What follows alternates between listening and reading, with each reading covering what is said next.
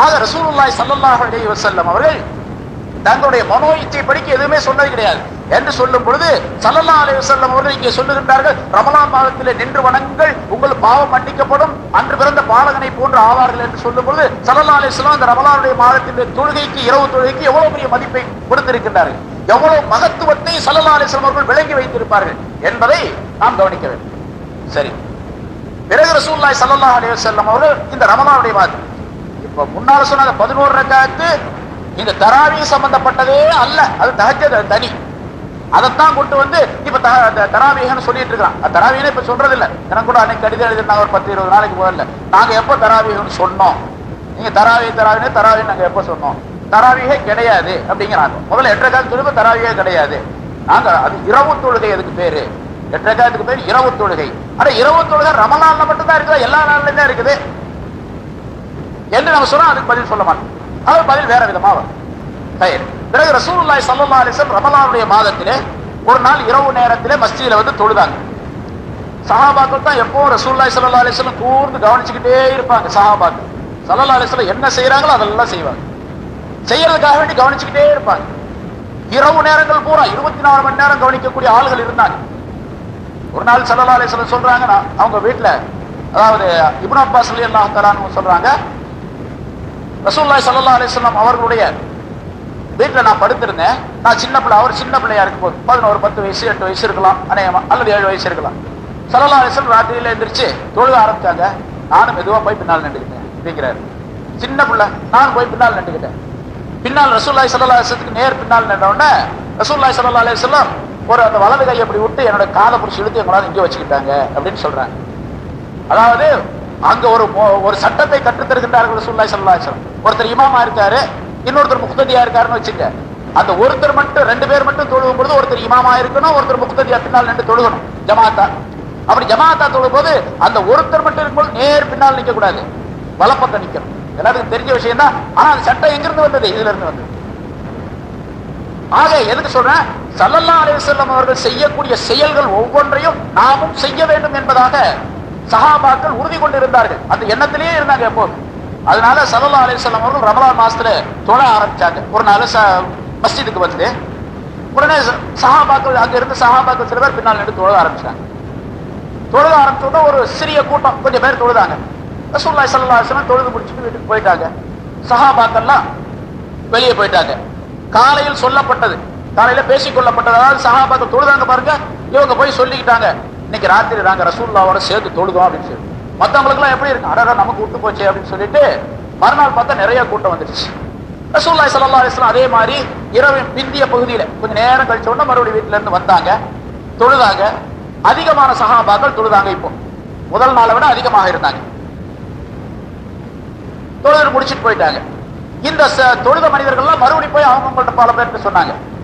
3வது நாள் அதே மாதிரி அதிகமான கூட்டம் வந்துருச்சு, அதை விட அதிகமான கூட்டம். ஸல்லல்லாஹு அலைஹி வஸல்லம் தொழுதாங்க, பின்னால் நின்று தொழுதாங்க, போயிட்டாங்க. மறுநாள் பார்த்தா மஸ்ஜிதே கொள்ளல. பலம்மா காலத்தில் லைலத்துர் ராபியா அஜஸல் மஸ்ஜிது அன் அஹ்லிஹி. 4வது இரவு ஆன பொழுது மஸ்ஜிது கொள்ளாத கூட்டம் வந்து விட்டது, ஏராளமான கூட்டம். ஹத்தா ஹரஜலி ஸலாத்தி சுபஹ். ஸல்லல்லாஹு அலைஹி வஸல்லத்தை எதிர்பார்த்துட்டே உட்கார்ந்திருக்காங்க. ஏராளமான கூட்டம் வந்துருச்சு, மஸ்ஜிது பிடிக்கல, அவ்வளவு கூட்டம். நபி அவர்கள் ரூம்ல இருந்து வருவாங்க. ரூம் எங்க இருக்கு? மஸ்ஜித் ஒட்டி இருந்துச்சு, ஆயிஷா நாயுடைய ரூம். அந்த அறையில இருந்து வருவாங்கன்னு எதிர்பார்த்துட்டே இருக்காங்க, வரவே இல்லை. சில பேர் தூங்குறாங்க, சில பேர் எந்திரிச்சு தூங்குறாங்க, கணக்கிறாங்க, எல்லாரும் என்னென்னமோ செஞ்சு பார்த்தாங்க. ரசூலுல்லாஹி ஸல்லல்லாஹு அலைஹி வஸல்லம் வெளியே வரவே இல்லை. எப்போ வந்தாங்க? சுபஹ் தொழுகைக்கு தான் வந்தாங்க. கடைசியில் ராத்திரி பூரா வரவே இல்லை. 4வது நாள் சுபஹ் தொழுக வச்சாங்க. தொழுக வச்சு முடிச்சுட்டு ரசூலுல்லாஹி ஸல்லல்லாஹு அலைஹி வஸல்லம் சஹாபாக்களை பார்த்து சொல்றாங்க, ஒரு பிரசங்கம் பண்ணாங்க. ஃபஇன்னஹு லம் யக்ஃபா அலைய மகானுக்கும். இன்று இரவு நீங்கள் என்ன செய்தீர்கள், எப்படி இருந்தீர்கள் என்ற உங்களுடைய நிலை எனக்கு மறைந்ததாக இல்லை. உங்களுடைய நிலையெல்லாம் எனக்கு தெரியும். வலாக்கின்னி ஹஷீது அன் துஃப்தரல அலைக்கும். நான் இப்படியே வந்து தொழுதுகிட்டே இருந்தேன்னா உங்களின் மீது ஃபர்லாக்கப்பட்டு விடும் என்பதை நான் பயந்தேன். ஸல்லல்லாஹு அலைஹி வஸல்லம் வஹி வரக்கூடிய நேரம், அது வஹி வந்து கொண்டிருக்கக்கூடிய காலம். மக்கள் எல்லாம் ஆர்வமா இருக்கிறாங்க. ரசூலுல்லாஹி ஸல்லல்லாஹு அலைஹி வஸல்லம் தொடர்ந்து தொழ வைக்கிறாங்க என்று சொன்னா அல்லாஹ் தஆலாவுக்கு ஆர்வம் ஏற்பட்டு போய், சரி நீங்க இனிமேல் இது பரலாக ஆக்கிக்கொள்ள, உங்களை மீது நான் இதை கடமையாக ஆக்கி இருக்கின்றேன், இனிமேல் ரமலான் மாதத்தில் இப்படியே நீங்க தொழுதுகிட்டு இருக்கு அப்படின்னு கடமை ஆக்கிட்டா அப்புறம் என்ன பண்ண முடியும்? அதை நீங்கள் அதை விட்டு நீங்கள் இயலாமை ஆயிடுவீர்கள். அப்ப தொழ முடியாம ஆயிப்போயிடும். அவங்களுக்கு சொல்ல நமக்கு சொல்றாங்க ஸல்லல்லாஹு அலைஹி வஸல்லம். அவங்க தொழுதுட்டு இருந்திருப்பாங்க, பின்னால வர்றவங்க இப்ப 20 பாட்டேன்னு சொல்றான், 8 போதுங்கிறான், 8 கூட இல்லைன்னு சொல்லி 4 போதுங்கிறான், சில 2 போதுங்கிறான். அப்படி இருக்கும்போது ஸல்லல்லாஹு அலைஹி வஸல்லம் சொல்ல அந்த வாக்காகிறது இந்த காலத்தில் உண்மையாக ஆக்கப்பட்டுவிடும். மனிதர்கள் தொழ முடியாதவர்களா ஆயிடுவாங்க. தொழ முடியாதானா குற்றம் சுமத்தப்படும். பரலாயிடுச்சுன்னு சொன்னா அப்ப குற்றம் ஆயிடுமே, பெரிய குற்றம் ஆயிடுமே. பரலவே தொழுகிறது இல்லை 5 வேளை சரியா. இப்ப தராவீஹ் வேற 20 ரக்காத் தொழுகணும் அப்படின்னு சொல்லிட்டு கட்டாய கடமை ஆக்கிட்டா அது மிகப்பெரிய பாரம் ஆயிடும். அதனாலதான் நான் வெளியே வரல என்று ஸல்லல்லாஹு அலைஹி வஸல்லம் சொன்னாங்க. ரசூலுல்லாஹி ஸல்லல்லாஹு அலைஹி வஸல்லம் வல் அம்ரு அலா தாலிக். இந்த விஷயம் இப்படியே இருக்கக்கூடிய நிலையில ரசூலுல்லாஹி ஸல்லல்லாஹு அலைஹி வஸல்லம் வஃபாத் ஆயிட்டாங்க. சரி, இந்த ஹதீஸ்ல ரசூலுல்லாஹி ஸல்லல்லாஹு அலைஹி வஸல்லம் எத்தனை ரக்காத் தொழுதாங்கிறது அறிவிப்பே கிடையாது. 3 ராத்திரி தொழுதாங்க, 4வது ராத்திரி வரல, அவ்வளவுதான் இருக்குதே தவிர எத்தனை ரக்காத் தொழுதாங்க அப்படிங்கறதே கிடையாது. சரி, பின்ன 20 ரக்காத் எப்படி தொழுகிறோம்? இதெல்லாம் அப்ப அந்த கூட்டத்துல உமர் ரலியல்லாஹு அன்ஹு இருந்திருப்பாங்க, இருந்ததாகவே சொல்லப்படுது. புகாரியுடைய விரிவுரை ஃபத்வல் பாரியில இன்னைக்கு பார்த்தேன், இப்ப பார்த்துட்டு இங்க இருக்குது கிதாபு, எடுத்து ரூம்ல வச்சு பார்த்துட்டு இருந்தேன். அதுல இருக்குது உமர் ரலியல்லாஹு அந்த கூட்டத்துல இருந்தாங்க அப்படின்னு சொல்லி. அந்த 3 ராத்திரி தொழுதாங்களா, அந்த கூட்டத்துல உமர் ரலியல்லாஹு இருந்தாங்க. பிறகு ரசூலுல்லாஹி ஸல்லல்லாஹு அலைஹி வஸல்லம் ரமலானுடைய விஷயத்தை பற்றி, ரமலானுடைய தொழுகையை பற்றி ரொம்ப சிலாகித்து சொல்லி இருக்கின்றாங்க. நிறைய நன்மை இருக்குன்னு சொல்லி காட்டி இருக்கிறாங்க. இந்த விஷயம் இப்படியே இருந்துச்சு. ஸல்லல்லாஹு அலைஹி வஸல்லம் வஃபாத் ஆயிட்டாங்க. சஹாபாக்கள் அவங்க இஷ்டத்துக்கு தொழுதுகிட்டு இருந்தாங்க. எவ்வளவு தொழுதாங்க அப்படிங்கிற அறிவிப்புலாம் கிடையாது. 8 10 20 30 40 அப்படிங்கிற அறிவிப்புலாம் கிடையாது. தொழுதுகிட்டு இருந்தாங்க, அவ்வளவுதான். பிறகு அபூபக்கர் சித்திக் ரலியல்லாஹு தஆலா அன்ஹுடைய காலம் ஏற்பட்டது. அந்த খিলাফத் அபூபக்கர் சித்திக் ரலியல்லாஹு தஆலா அன்ஹு அவர்கள் 2 வருஷம் 4 மாசம் தான் ஆட்சி செஞ்சாங்க. சுமார் 2.5 வருஷம். அந்த 2.5 வருஷத்துல அவங்களுக்கு பல்வேறு பிரச்சனைகள் ஏற்பட்டு போச்சு. ஒருத்தன் ஒரு இடத்துல ஒருத்தன் நபின்னு சொல்லிக்கிட்டு இருந்தான், முசைலமா அப்படிங்கிறவன். அவன்கிட்ட போர் செய்ய வேண்டிய நிலை ஏற்பட்டு போச்சு. பிறகு ஒரு சாரா ஜகாத்து கொடுக்க மாட்டோம், ஸல்லல்லாஹு அலைஹி வஸல்லம் காலம் வரைக்கும் தான் நாங்க கொடுப்போம், இப்ப கொடுக்க மாட்டோம் அப்படின்னு சொல்லிட்டு சில பேர் கிளர்ச்சி செஞ்சாங்க. அவங்கள்ட்ட போர் செஞ்சு ரசூலுல்லாஹி அபூபக்கர் சித்திக் ரலியல்லாஹு தஆலா அன்ஹு அவர்கள் ஜகாத்து கட்டாயம் கொடுக்கணும் அப்படிங்கறத நிலைநாட்டினாங்க. இப்படி எல்லாம் இந்த பிரச்சனைகளை ஈடுபட்டு இருக்கிறதுக்குள்ள அவங்க மௌத்தா போயிட்டாங்க. 2.5 வருஷத்துல முடிஞ்சு போச்சு. அதனால தராவியுடைய இந்த ரமலானுடைய காலத்துல தொழுகையை பற்றி உள்ள பிரச்சனை அபூபக்கர் சித்திக் ரலியல்லாஹு அன்ஹு காலத்துல வரல. உமர் ரலியல்லாஹு ஆட்சியை ஏற்றுக்கொண்டாங்க. ஏற்றுக்கொண்ட ஆரம்பத்தில் ஹிஜ்ரி 13வது வருஷம், அது ஏற்றுக்கொண்ட ஹிலாஃபத்தை உமர் ரலியல்லாஹு ஏற்றுக்கொண்ட வருஷம் 13, ஹிஜ்ரி 13. அப்ப ஆரம்ப நேரத்தில் பல்வேறு பிரச்சனைகளை, சிக்கல்களை தீர்த்து வைக்கக்கூடிய நிலை ஏற்பட்டுச்சு அவங்களுக்கு. அதனால அந்த வருஷத்துல அந்த முதல் ரமலான், ஒரு ரமலான்ல அவங்க எதையும் கவனிக்கல. 2வது ரமலான் ஹிஜ்ரி 14வது ஆண்டு 2வது ரமலான்ல ஒரு ராத்திரி அப்துர் ரஹ்மான் இப்னு அவுஃப் ரலியல்லாஹு தஆலா அவர்களோட சேர்ந்து மஸ்ஜித் பக்கம் வந்துகிட்டு இருக்காங்க. ராத்திரியில ரமலான் மாசத்துல மஸ்ஜித் நபவியில ஒருத்தர் ஒரு இடத்துல தொழு வைக்கிறாரு, அவங்க கூட சேர்ந்து ஒரு சிலர் தொழுகிறாங்க. இன்னொரு மூலையில ஒருத்தர் தொழு வைக்கிறாரு, அவங்க கூட 3 பேர் இருக்காங்க. இன்னொரு மூலையில ஒருத்தர் தொழு வைக்கிறாரு, அவங்க கூட ஒரு சில பேர் தொழுகிறாரு. ஒரே மஸ்ஜிதுல பல இமாம்கள் தொழு வைக்கிறாங்க, பல பேர் பல கூட்டாங்க இருக்கு. இதை பார்த்தோம்னா இது என்ன, இது இவங்களை எல்லாம் ஒரே ஜமாத் ஒரே இமாமின் கீழே சேர்த்தால் நன்றாக இருக்குமே என்பதாக மட்டும் சொல்லிட்டு போயிட்டாங்க. 2வது நாள் பகல்ல கூப்பிட்டு எல்லாத்துக்கும் ஆர்டர் போட்டாங்க, நீங்க எல்லாம் சேர்ந்து ஒரு இமாமை வச்சு ஒரு ஜமாத்தா தான் தொழுகணும், இப்படி மூளைக்கு நின்று தொழுக கூடாது. அதனால உபை இப்னு கஅப் ரலியல்லாஹு தஆலா அவர்களை கூப்பிட்டு நீங்க இமாமா இருங்க, ஒரு தொழுக வைங்க. பெண்களுக்கு தனியா ஒரு இமாமை ஏற்படுத்துங்க, அதாவது வேற ஒரு சார் அவங்கள இமாமாக ஏற்படுத்தி நீங்க பெண்களுக்கு தொழ வைங்க என்று உமர் ரலியல்லாஹு தஆலா அவர்கள் கட்டளையிட்டாங்க. உடனே பெண்களுக்கு ஒரு இமாமையும் ஆண்களுக்கு ஒரு இமாம் உபை இப்னு கஅப் ரலியல்லாஹு தஆலா. உபை இப்னு கஅப் ஏற்படுத்தினாங்க என்று சொன்னால் அவங்க தான் குர்ஆனை ரொம்ப ஓத தெரிஞ்சவங்க அதிகமா. உபை இப்னு கஅப் ரலியல்லாஹு தஆலா அவர்களுக்கு ஸல்லல்லாஹு அலைஹி வஸல்லம் விசேஷமான சலுகை கொடுத்திருந்தாங்க. குர்ஆன் ஓதுறது ஒவ்வொரு சஹாபிக்கும் ஒரு தனிப்பட்ட மகத்துவத்தை கொடுத்திருந்தாங்க. அதுல உபை இப்னு கஅப் ரலியல்லாஹு தஆலா அவர்களுக்கு ஒரு சமயம் ஸல்லல்லாஹு அலைஹி வஸல்லம் சொல்லி காட்டுறாங்க, உங்களுக்கு குர்ஆனை ஓதி காட்டும்படியாக அல்லாஹ் எனக்கு கட்டளையிட்டு இருக்கின்றான் என்பதாக சொன்னாங்க. உங்கள்கிட்ட உமக்கு குர்ஆனை ஓதி காட்டும்படியாக எனக்கு அல்லாஹ் தஆலா சொல்லி இருக்கிறான். உபை இப்னு கஅப் ரலியல்லாஹு தஆலா ஆச்சரியப்பட்டு கேட்டாங்க, யார சொல்ல என் பேரை அல்லாஹ் சொன்னானா அப்படின்னு கேட்டாங்க. நிச்சயமா அல்லாஹ் உங்க பேரை சொல்லித்தான் சொன்னா, உபையிட்ட நீங்க ஓதி காட்டுங்க அப்படின்னு சொன்னாங்க என்று ஸல்லல்லாஹு அலைஹி வஸல்லம் சொன்னாங்க. அப்படின்னா உபை இப்னு கஅப் ரலியல்லாஹு தஆலா அவர்கள் குர்ஆனை ஓதுவதிலே ரொம்ப சரியானவர்களாக இருந்தார். அக்ராஉஹும், இப்ப இங்க குர்ஆன் எல்லாரும் நம்ம இருக்கிறவங்க எல்லாரும் குர்ஆன் ஓத தெரியுதுன்னு வச்சுங்க, ஒருத்தர் இமாமத் செய்யணும், மற்றவங்க எல்லாம் பின்னால் நிற்கணும். யாரை இமாமத் செய்யறது? எல்லாருமே குர்ஆன் ஓத தெரியுது அப்படின்னு சொன்னா, குர்ஆன் ஓதுறதுல யார் நன்றாக ஓதுகின்றார்களோ, அதிகமாக பாடம் பெற்றிருக்கின்றார்களோ அவர்களை இமாமத்துல நிக்க வைக்கணும். அந்த ஆளை தான் இமாமத்தில் நிக்க வைக்கணும். மற்றவங்கள பின்னால் நின்று தொழுவோம். அதுக்கு ஃபிக்ஹ்ல ஹதீஸுடைய அடிப்படையில் சில முறைகள்லாம் சொல்லி காட்டுறாங்க, இப்படி இப்படி இருக்கணும் அப்படின்னு. அந்த அடிப்படையில் உபய் இப்னு கஅப் ரலியல்லாஹு தஆலா அன்ஹு அவர்கள் உமர் ரலியல்லாஹு தஆலா அன்ஹு அவர்கள் இமாமாக ஆக்கி வைத்து அவர்களுக்கு பின்னால எல்லாரையும் தொழும்படியாக சொன்னாங்க. அதே மாதிரி இரண்டாவது இரவு என்னாச்சு, உபய் இப்னு கஅப் இமாமத்து செய்ய மற்ற மனிதர்கள் எல்லாம் ஒண்ணா நின்று தொழுதாங்க. இரண்டாவது இரவுல உமர் ரலியல்லாஹு தஆலா அன்ஹு அங்க வர்றாங்க, பாக்குறாங்க, பார்த்தா ரொம்ப அழகா இருக்குது. பல பிரிவு கிடையாது, ஒரே மாதிரி ஒரே கூட்டமா தொழுகிறாங்க. நிஅமத்தில் பிதாத்து ஹாதிஹி அப்படின்னு சொன்னாங்க. பிதாத்னு சொன்னா ரசூலுல்லாஹி ஸல்லல்லாஹு அலைஹி வஸல்லம் அவருடைய காலத்தில் செய்யப்படாத ஒரு விஷயம், புதிதானது. புதிதான விஷயங்களிலே இது ரொம்ப நல்லது அப்படின்னு சொன்னாங்க. பிதாத்துகளிலே இது ரொம்ப நல்லது அப்படின்னு சொன்னாங்க. இந்த விஷயம் ரொம்ப நல்லது, சமுதாயத்திற்கு தேவை என்று சொல்றாங்க. ஸல்லல்லாஹு அலைஹி வஸல்லம் காலத்துல இந்த அமைப்பு கிடையாது, ஆனா இது ரொம்ப நல்லது. ஏன் நல்லதுன்னு சொன்னாங்க அப்படிங்கிறது முஹத்திஸீன் கருத்து சொல்லும்போது, ஸல்லல்லாஹு அலைஹி வஸல்லம் செய்யாதவங்க எப்படி செஞ்சாங்க, ரசூலுல்லாஹி ஸல்லல்லாஹு அலைஹி வஸல்லம் ஏன் செய்யல அப்படிங்கிற முதல்ல காரணம் தெரியணும். ஸல்லல்லாஹு அலைஹி வஸல்லம் ஏன் செய்யல, தொடர்ந்து ஏன் ரமலானுடைய மாதத்துல இமாமாக இருந்து தொழ வைக்கிற, அதுக்கு காரணம் ஸல்லல்லாஹு அலைஹி வஸல்லம் சொல்றாங்க, ஹஷீது அன் துஃப்தரல அலைக்கும், உங்களின் மீது பரலாக்கப்பட்டு விடுமோ என்பதை நான் பயப்படுகின்றேன்னு சொன்னாங்க. ஸல்லல்லாஹு அலைஹி வஸல்லம் வஃபாத் ஆயிட்டாங்க, இப்ப அந்த பயம் கிடையாது. அதனால உமர் ரலியல்லாஹு தஆலா செஞ்சா இப்ப அந்த காட்சி இருக்குது பாருங்க, ரொம்ப அழகான காட்சி. இப்படித்தான் எல்லாரும் தொழுகணும் அப்படின்னு சொல்லி சொன்னாங்க. சரி, எத்தனை ரக்காத் தொழ சொன்னாங்க? அப்புறம் உமர் ரலியல்லாஹு தஆலா அவர்களும் ஆரம்பத்துல 11 ரக்காத் தான் தொழும்படியாக சொன்னாங்க. 11 ரக்காத் தான் தொழப்பட்டு கொண்டிருந்தது, 8 3. ஸல்லல்லாஹு அலைஹி வஸல்லம் எப்பவுமே தொழுதாங்கல்ல இரவு தொழுகை, அதே மாதிரி 8 ரக்காத் தொழுக, 3 ரக்காத் வித்ர் தொழுக அப்படின்னு சொல்லப்பட்டது. அதே மாதிரி தொழுதுட்டு இருந்தாங்க. பிறகு ஒரு சில நாட்கள் கழிந்த உடனேயே உமர் ரலியல்லாஹு தஆலா அன்ஹு மறுபடியும் உத்தரவு போட்டாங்க, நீங்க எல்லாம் 20 ரக்காத் தொழுங்க.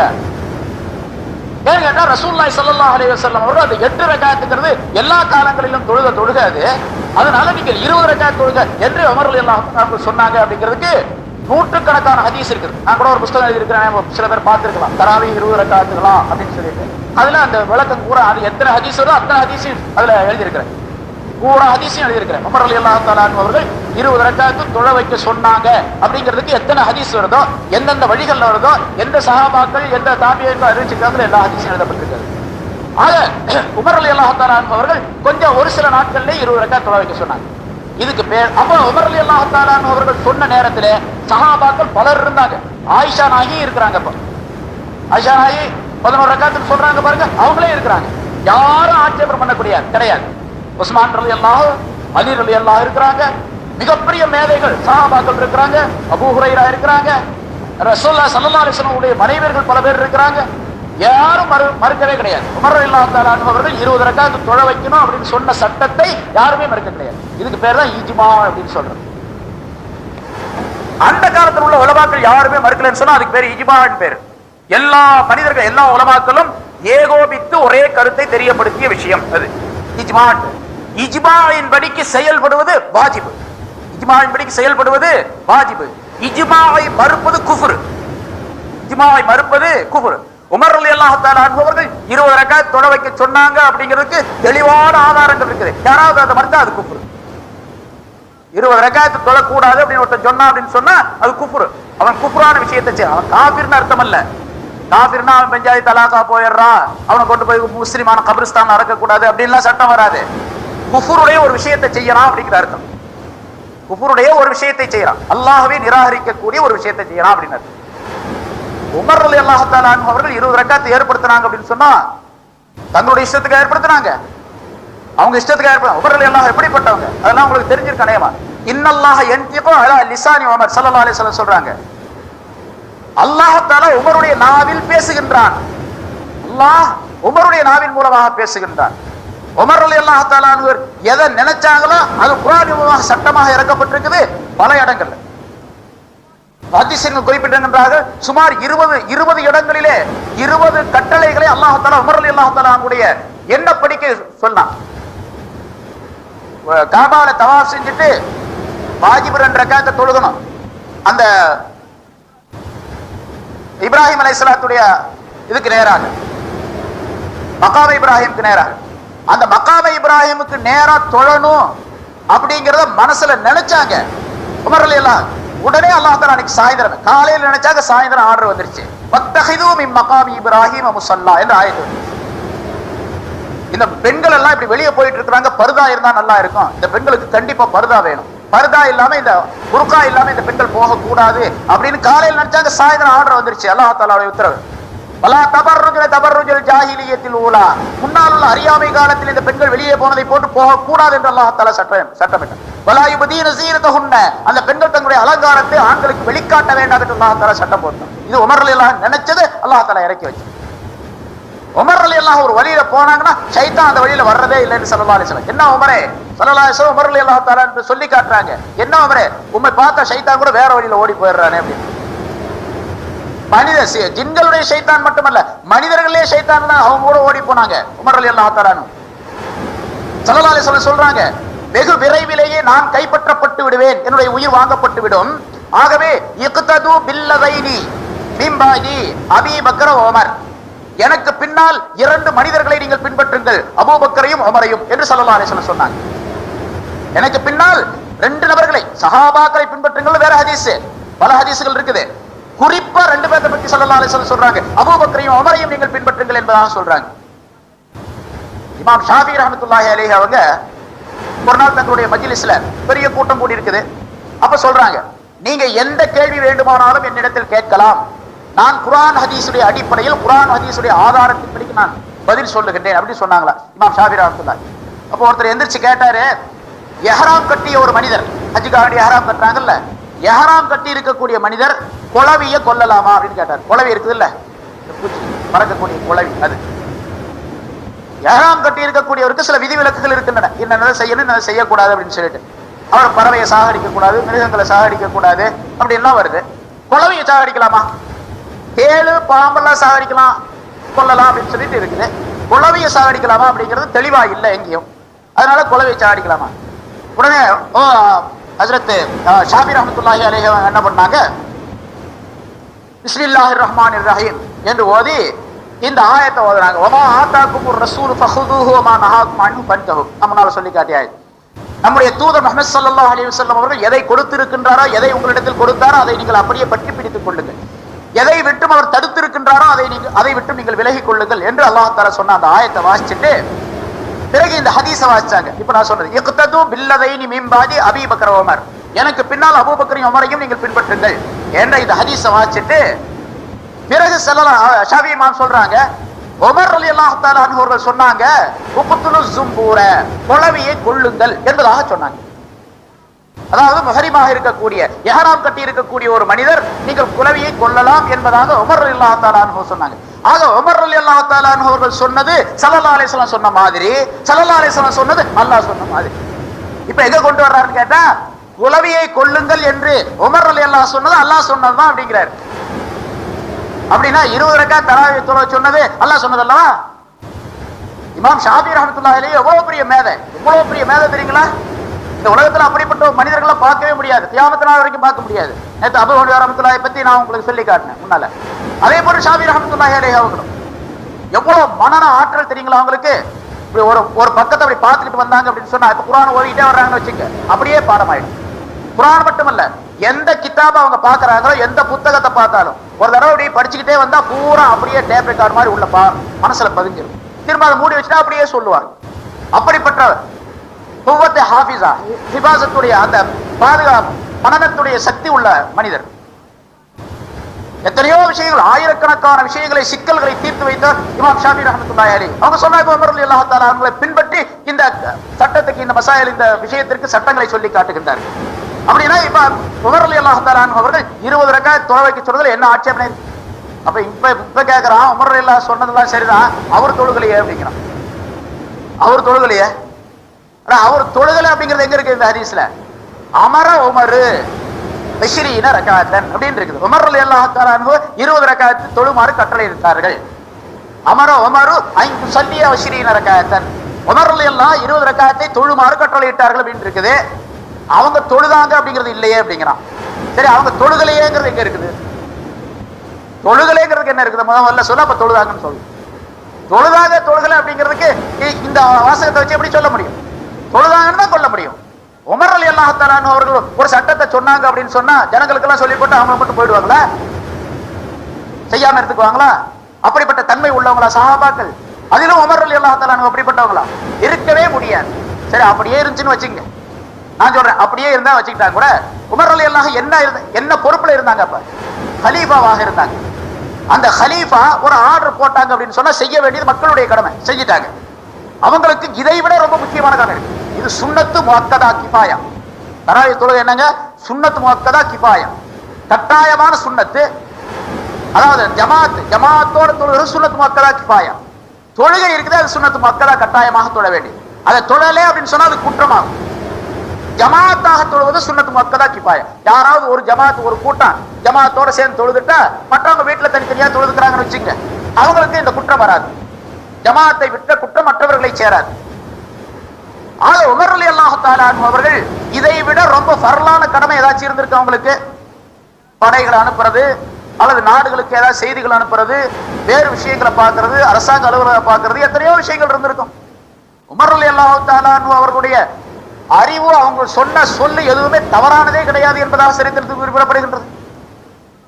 எத்தனையோ உதாரணங்கள், ஏராளமான உதாரணங்கள் சொல்லப்பட்டிருக்கின்ற விஷயங்கள் சொல்லப்பட்டிருக்கின்றன. ஆகவே உமர் ரலியல்லாஹு தஆலா அன்ஹு அவர்கள் 20 ரக்காத் தொழ சொன்னதின் காரணமாக அது இந்த சமுதாயத்திற்கு கிடைத்த மிகப்பெரிய வெகுமதி. அது மிகப்பெரிய வெகுமதி.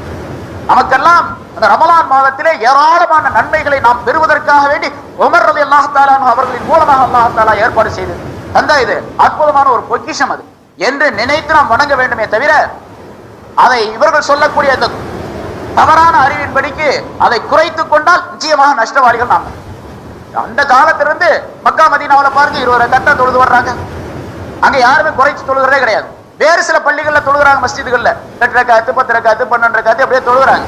ஆனா ஹரமைன் ஷரீஃபை ரெண்டிலையும் பாருங்க, மக்காவிலையும் மதீனாவிலையும் ரமலான்ல 20 ரக்காத் தான் தொழப்படுது. எந்த காலத்திலும் அது குறைக்கிறதே கிடையாது. சொல்ல போனா இமாம் மாலிக் ரஹ்மத்துல்லாஹி அலைஹி அவர்கள் மதீனாவில் இருக்கக்கூடிய காலத்துல 36 ரக்காத் தொழுது சொல்லிருந்தாங்களாம். அதை சொன்னா இப்போ உதைக்க வரும்.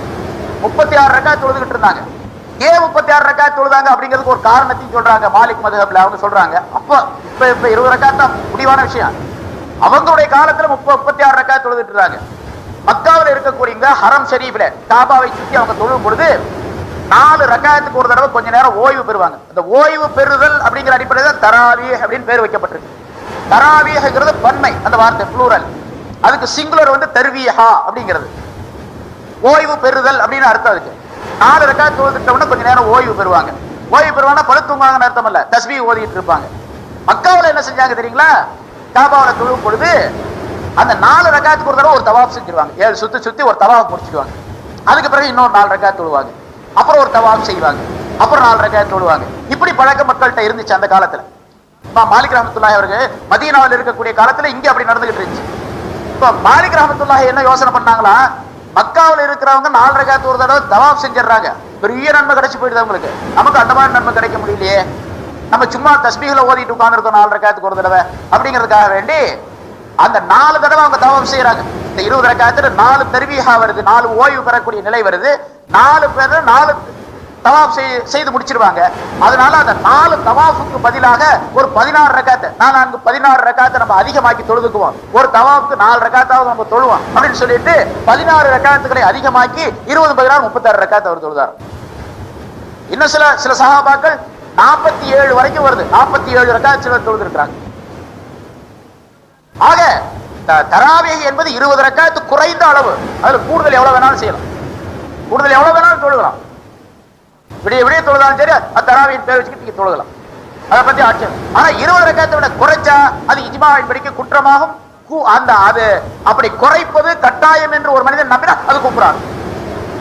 அதனால 20 ரக்காத் என்பதை எந்த விதத்திலும் மறுப்பதற்கே கிடையாது என்பதை உங்களுக்கு இந்த சந்தர்ப்பத்தில் தெரியப்படுத்திக் கொள்கின்றேன். இன்ஷா அல்லாஹ் அது சம்பந்தமா வேற விஷயங்கள்லாம் பேசலான்றது அது நேரம் இல்லை. அதனால இன்ஷா அல்லாஹ் நாளைய தினத்துல வேறு சில விஷயங்கள் உங்களுக்கு சொல்லப்படும்.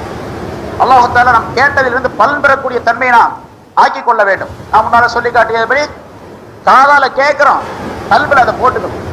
காதால கேட்டதை வேறொரு காதால விட்டுட்டோம், அல்லது இந்த உலக ஆசாபாசங்களின் காரணமாக, உலக வேலைகளின் காரணமாக அதை கை நழுவ விட்டு விட்டால் நிச்சயமாக நமக்குத்தான் அது நஷ்டம் என்பதை நாம் உணர்ந்து செயல்படக்கூடியவர்களாக ஆகிவிட வேண்டும். எதை கேட்டோமோ அதிலிருந்து அமல் செய்யக்கூடியவர்களாக ஆகிவிட வேண்டும்.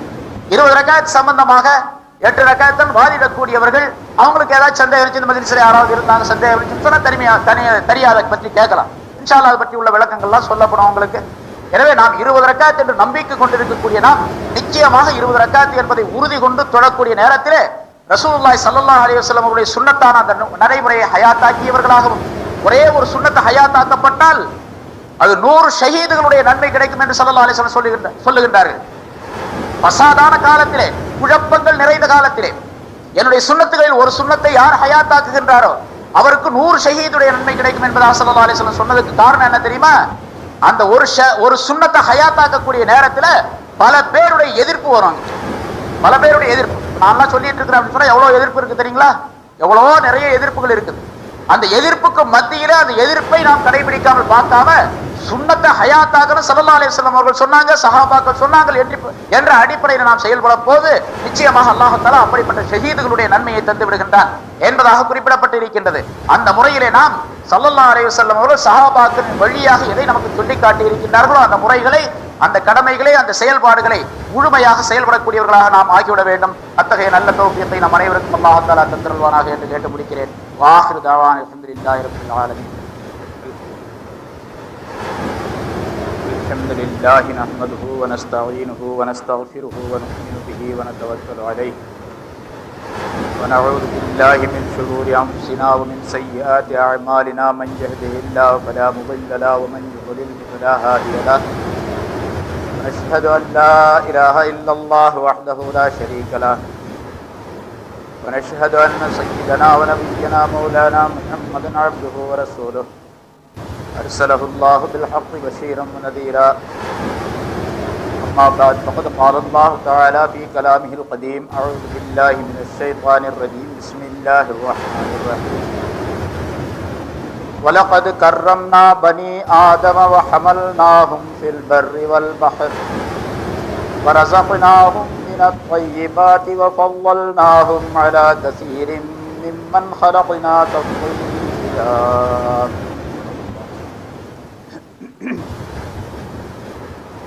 கண்ணியத்திற்குரிய இஸ்லாமிய பெரியோர்களே, சகோதரர்களே, தாய்மார்களே, அல்லாஹ் தஆலா மனிதனை மிகச்சிறந்த படைப்பாக படைத்திருக்கின்றான் என்பதை நாம் அறிந்திருக்கின்றோம். அதனை ஒவ்வொரு நேரமும் நாம் நினைத்து பார்த்து அல்லாஹ் தஆலாவுக்கு நன்றியுள்ள மனிதனாக நடந்து கொள்வது நம் ஒவ்வொருவரின் மீதும் கட்டாய கடமையாக ஆக்கப்பட்டிருக்கின்றது. வலகத் கர்ரம்னா பனி ஆதம், ஆதமுடைய மக்களை நாம் சங்கைக்குரியவர்களாக ஆக்கி வைத்திருக்கின்றோம் என்று அல்லாஹ் தஆலா சொல்லியிருக்கிறார். உலகத்தில் எத்தனையோ கோடி படைப்பினங்கள் இருக்கின்றன. அவை அனைத்திலும் இந்த மனிதன் என்ற இனத்தை அல்லாஹ் தஆலா மிகச் சிறந்ததாக ஆக்கி வைத்திருக்கின்றார். மலக்குகளை விட உயர்ந்த அந்தஸ்து பெற்ற மனிதனாக மனித இனத்தை அல்லாஹ் ஆக்கி வைத்திருக்கின்றார். இன்னும் எத்தனையோ ஜீவராசிகள் உலகத்தில் இருக்கின்றன. ஆலம் என்ற இந்த பிரபஞ்சம் இருக்கின்றதே, அது மனிதனுடைய அறிவுக்கு அப்பாற்பட்ட எல்லைகளை கொண்டதாக அமைக்கப்பட்டிருக்கின்றது. வெறுமனே இந்த பூமியுடைய உருண்டை மட்டும் ஆலம் என்ற பொருளுடையதல்ல. ஆலம் என்று சொன்னால் மாசிவல்லா, அல்லாஹுவை தவிர மீதி இருக்கக்கூடிய அத்தனை பொருள்களுக்கும் ஆலம் என்பதாக சொல்லப்படும். தமிழில் அதை நாம் சொல்ல வேண்டும் என்று சொன்னால் சுருக்கமாக பிரபஞ்சம் என்று சொல்லலாம். பிரபஞ்சம் என்று சொன்னால் விஞ்ஞானிகள் இப்பொழுது கணக்கெடுக்கின்றார்களே, இந்த சூரியனை மையமாக வைத்து சுற்றி வரக்கூடிய இந்த கோளங்கள் அனைத்தும் சேர்ந்தது ஒரு கேலக்சி அல்லது ஒரு பால்வெளி, மில்கி வே என்பதாக சொல்லப்படும். இது போன்று இந்த யூனிவர்சல் என்று சொல்லப்படக்கூடிய பேரண்டத்திற்குள்ளே ஆயிரக்கணக்கான கேலக்சிகள் இருக்கின்றன. இது நம்முடைய சூரிய குடும்பம். நாம் இந்த பூமிக்கு உண்டான, நாம் வசிக்கக்கூடிய இந்த பூமிக்கு உண்டான சூரிய குடும்பம் இது. இதுபோன்று இந்த பேரண்டத்திற்குள்ளே ஆயிரக்கணக்கான சூரிய குடும்பங்கள் இருக்கின்றன. இது விஞ்ஞானிகள் சொல்லக்கூடிய கணக்கு. அது அல்லாத எத்தனை கோடி அண்டங்கள் இருக்கின்றன என்பதை அல்லாஹ் ஒருவனே அறிந்தவனாக இருந்து கொண்டிருக்கின்றான். அவ்வளவு பெரிய ஆழம் இருக்கின்றதை அத்தனையிலும் இந்த மனிதன் என்ற சிருஷ்டியை மட்டும்தான் அல்லாஹ் தஆலா மிக உயர்வாக படைத்திருக்கின்றான். இந்த ஆலம் என்ற பிரபஞ்சத்திற்குள்ளே எத்தனையோ கோடி ஜீவராசிகள் இருக்கின்றன. அவை அனைத்திலும் அல்லாஹ் தஆலா மனிதனை மிகச்சிறந்தவனாக, மிக உன்னதமானவனாக படைத்திருக்கின்றான். ஏனென்று சொன்னால் இந்த மனிதன் தான் அல்லாஹுடைய ஹலீஃபா. அப்படி உயர்வாக படைத்ததனுடைய நோக்கம் தன்னுடைய பிரதிநிதியாக அல்லாஹ் தஆலா இந்த மனிதனை இந்த உலகத்தில் ஆக்க வேண்டும், பூமியில் நியமிக்க வேண்டும் என்ற காரணத்தினால் அல்லாஹ் ஆக்கினார். வஜஅல்நாக்கும் ஹலாயிஃப ஃபில் அர்த், நாம் உங்களை பூமியிலே பிரதிநிதியாக ஹலீஃபாக்களாக ஆக்கினோம் என்று அல்லாஹ் தஆலா சொல்லி காட்டுகிறார். அல்லாஹ்வுடைய ஹலீஃபாவாக இருக்க வேண்டும் என்று சொன்னால் அதற்கு ஒரு தனி அந்தஸ்து வேண்டும். அந்த அந்தஸ்தை தான் இந்த உலகத்தில் எந்த பொருளுக்கும் கொடுக்காத நிலை அல்லாஹ் தஆலா கொடுத்து வைத்திருக்கிறார். இந்த ஆலம் என்ற பிரபஞ்சம் இருக்கின்றதே, அதில் இருக்கக்கூடிய அத்தனை விஷயங்களும் இன்சான் என்ற இந்த மனிதனுக்குள் அடக்கப்பட்டிருக்கின்றன. ஹஜ்ரத் அலி ரலியல்லாஹு தஆலா அன்ஹு அவர்கள் சொல்லி காட்டுகின்றார்கள், மனிதன் என்பவன் மிக பெரிய ஆலம். இந்த கண்ணுக்கு தெரியக்கூடிய இந்த ஆலம் இருக்கின்றதை, வெளி பிரபஞ்சம் இருக்கின்றதை, இது சிறிய ஆலம். மனிதன் தான் மிக பெரிய ஆலம் என்பதாக சொல்லி காட்டுகின்றார்கள். எனவே மனிதனே, நீ அல்லாஹுவை பற்றி அறிந்து கொள்ள வேண்டும் என்று சொன்னால், அல்லாஹுடைய சக்தியை, அல்லாஹு தஆலாவுடைய ஆற்றலை, அவனுடைய வலிமையை நீ தெரிந்து கொள்ள வேண்டும் என்று சொன்னால், இந்த வெளி உலகத்தை பார்க்க வேண்டிய அவசியம் கூட உனக்கு கிடையாது. மாறாக உன்னையே நீ பார்த்து கொண்டால் அந்த ஆற்றல் எல்லாம் உனக்கு தெரிய வரும். உன்னை நீ சிந்தித்து பார்ப்பதே உனக்கு போதுமானதாக இருக்கின்றது. உன்னையே நீ சிந்தித்து பார்ப்பது உனக்கு போதுமானதாக இருக்கிறது. வலைஸ ஷைஉன் ஹாரிஜம் மின்க, இந்த பிரபஞ்சத்தில் உள்ள எந்த பொருளும் உன்னுடைய உடலை விட்டும் அப்பாற்பட்டதல்ல. உன்னுடைய உடலுக்குள்ளே இந்த பிரபஞ்சத்திலே உள்ள அத்தனை பொருள்களும் அடக்கப்பட்டிருக்கின்றன. உனக்கு வரக்கூடிய நோய் உன்னிடத்தில் இருந்துதான் வருகின்றது, அதனை நீ உணர்வதில்லை. அதற்குரிய மருந்து உன்னிடத்தில் தான் இருக்கின்றது, உனக்கு தெரிவதில்லை.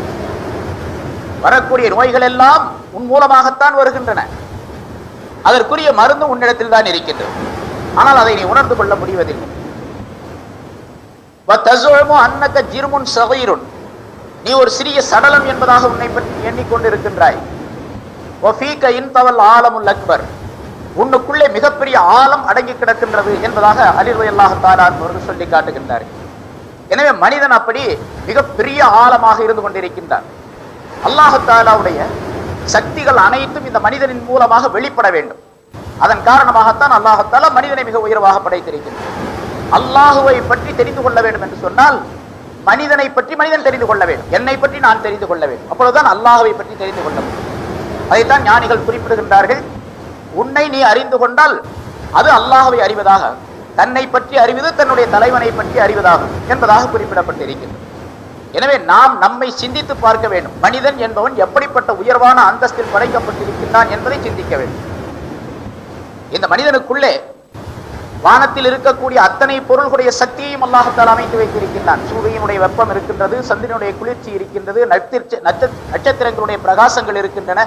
எல்லா விதமான பொருள்களையும் அல்லாஹ் தஆலா மனிதனுடைய உடலுக்கு, அதே போன்று பூமியில் இருந்து எடுத்துக்கொண்டால் பூமியில் உள்ள அத்தனை சத்துக்களையும் அல்லாஹ் தஆலா மனிதனுடைய உடலுக்குள் அமைத்து வைத்திருக்கின்றான். ஏனென்றால் இந்த மனிதன் மண்ணால் படைக்கப்பட்டது.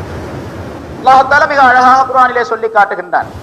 மண்ணால் ஆதமை படைத்ததாக அல்லாஹ் சொல்லுகின்றான். அதாவது இந்த மனிதனுடைய அசல் மண்ணை சேர்ந்தது, ஐம்பூதங்களை சேர்ந்தது. மண், தண்ணீர், நெருப்பு, காற்று, ஆகாயம் என்ற 5 பூதங்களை சேர்ந்தது என்பதாக குறிப்பிடப்பட்டிருக்கிறது. அதனால்தான் மனிதன் இறந்த பின்னாலும் கூட இந்த 5 பொருள்களும் அசலோடு சேர்ந்து விடக்கூடிய சூழ்நிலை அல்லாஹ் தஆலா அமைத்து வைத்திருக்கின்றான். உயிர் இருக்கின்றதே, மனிதனுடைய உடலுக்குள்ளே இருக்கக்கூடிய உயிர், அது அழியாத ஒன்று.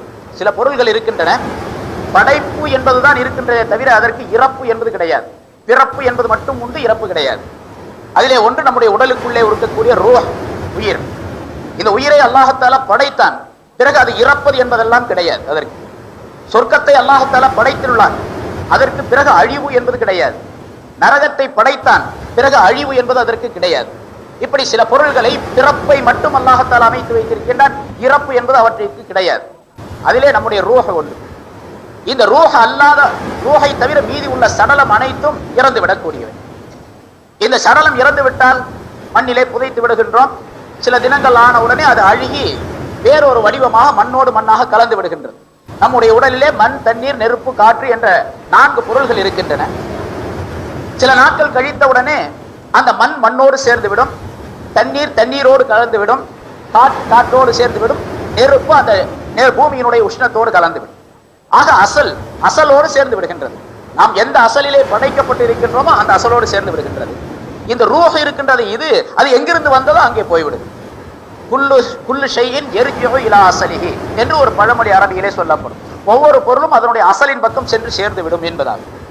நமக்குள்ளே இருக்கக்கூடிய அத்தனை பொருள்களும் அந்த அசலோடு சேர்ந்து விடும். இப்படி மனிதன் மிகப்பெரிய ஆற்றல். இன்னும் சொல்லிக்கொண்டே போனால், மனிதனை பற்றி மட்டும் சொல்லிக் கொண்டே போனால் அது ஏராளமாக சொல்லலாம். நமக்குள்ளே உள்ள சக்தியை நாம் உணர்வதில்லை, நாம் யார் என்று நம்மை பற்றி தெரிந்து கொள்வதில்லை. ஆகவேதான் நாம் அல்லாஹுக்கு கட்டுப்படாமல் இருக்கின்றோம். நாம் அல்லாஹு தஆலாவுக்கு கட்டுப்பட வேண்டும் என்று சொன்னால் நம்மை பற்றி நாம் அதிகமாக தெரிந்து கொள்ள வேண்டும். நான் யார், எங்கிருந்து வந்தேன், என்ன செய்து கொண்டிருந்தேன், எப்படி இருந்தேன், எப்படி இருக்கின்றேன், என்ன ஆவேன் என்பது பற்றி என்னை பற்றி நான் முழுமையாக தெரிந்து கொள்ள வேண்டும். தெரிந்து கொண்டால் அல்லாஹு தஆலாவுடைய சக்தி எனக்கு தெரிந்துவிடும். மன் அரஃப நஃப்ஸஹு ஃபகத் அரஃப ரப்பா. யார் தன்னை பற்றி தெரிகின்றாரோ அவர் தன்னுடைய ரப்பை பற்றி தெரிந்து கொள்வார் என்பது ஸல்லல்லாஹு அலைஹி வஸல்லம் அவருடைய பண்பு. அல்லாஹு தஆலா எவ்வளவு அற்புதமாக இந்த மனிதனை அமைத்து வைத்திருக்கின்றான். கண்களை பாருங்கள், காதுகளை பாருங்கள். ஒவ்வொரு பொருளும் இந்த உலகத்தில் எந்த விஞ்ஞானியாலும் செய்ய முடியாத ஒரு பொருள் அது. ஒரு கண் போய்விட்டது என்று வைத்துக் கொள்வோம், யாராவது ஒரு விஞ்ஞானி அதை தந்து விட முடியுமா? இந்த உலகத்தில் உள்ள அத்தனை விஞ்ஞானிகளும் சேர்ந்தாலும் அந்த கண் பார்வையை தர முடியாது. யா அய்யுஹல் இன்சான், மனிதனே, மா கர்ரக பிரப்பிக்கல் கரீம், உன்னுடைய சங்கைக்குரிய தயாளனான உன்னுடைய ரப்பை விட்டு உன்னை ஏமாற்றியது எது என்று அல்லாஹ் தஆலா கேட்கின்றான். மனிதனே, உன்னை ஏமாற்றியது எது? மா கர்ரக பிரப்பிக்கல் கரீம், சங்கை உள்ள தயாளனான தயாள குணம் உன்னுடைய ரப்பை விட்டு உன்னை ஏமாற்றியது எது? அவன் எப்படிப்பட்ட தயாளன் தெரியுமா? ஹலகக, உன்னை படைத்தான்.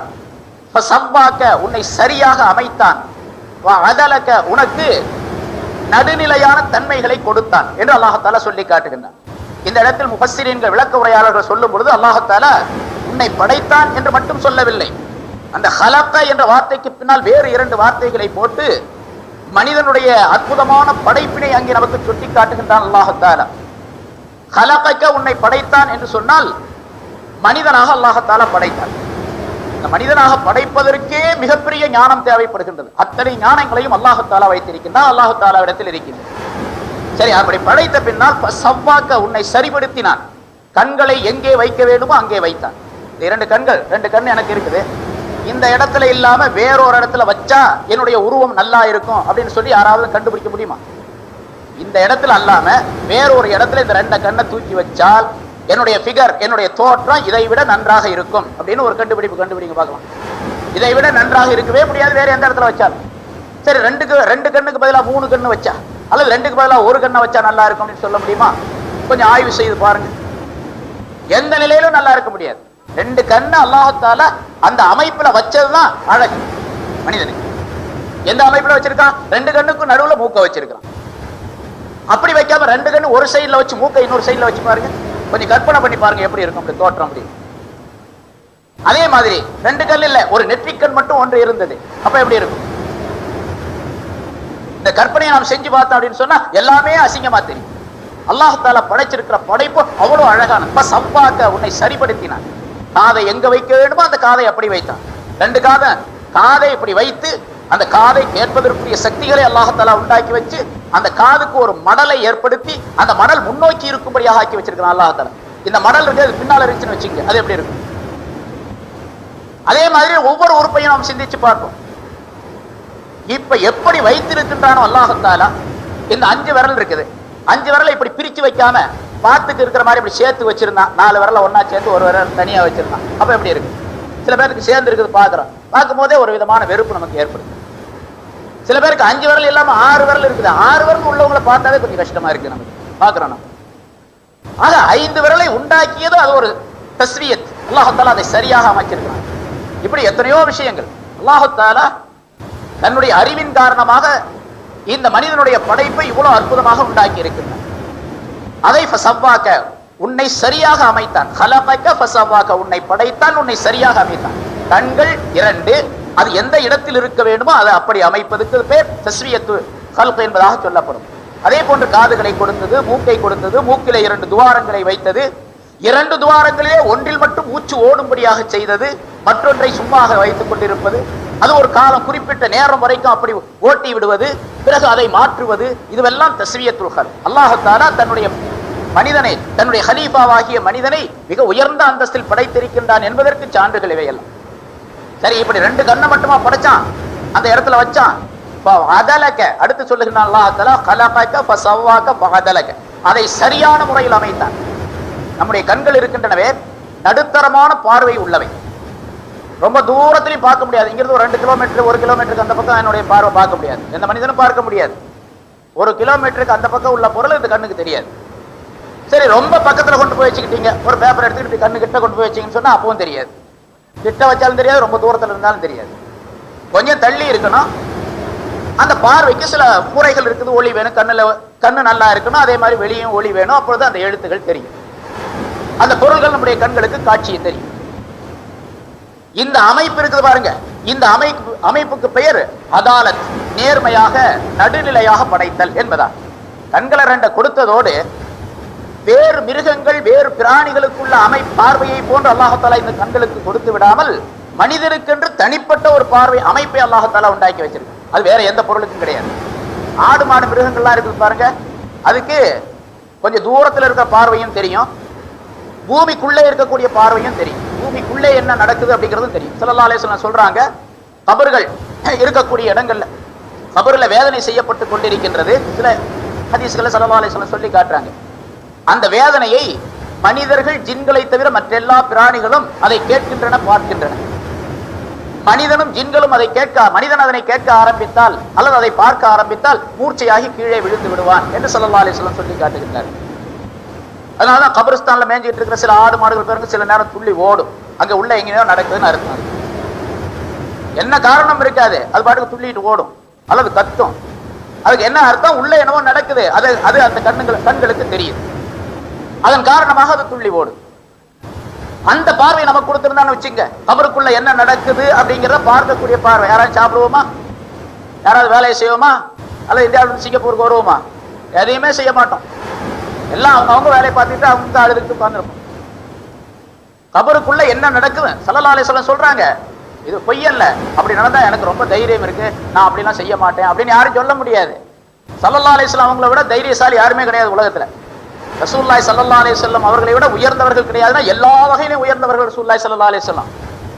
தைரியத்திலே உயர்ந்தவர், கடலை போன்று காலத்தை போன்று தைரியம் உள்ளவர் என்பதாக சொல்லப்பட்டிருக்கு ஸல்லல்லாஹு அலைஹி வஸல்லம் தைரியத்தை பத்தி.